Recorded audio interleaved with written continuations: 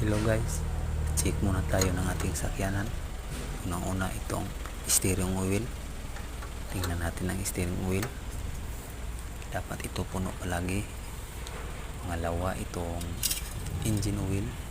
Napakahalaga ito sa ating sakyanan mga kababayan. Ito ay parang dugo ang ating sakyanan. Ito ang nadadala sa lahat.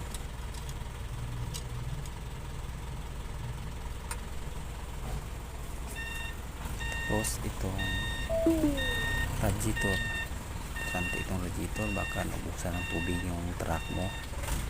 Dapat puno ito palagi mga kababayan ko. Sa mga driver dyan, mga baguhan, kailangan palaging puno ito. Tapos panghuli yung battery, kailangan ang mga linya ng battery check natin palagi ang linya ng battery. That's all. Thank you.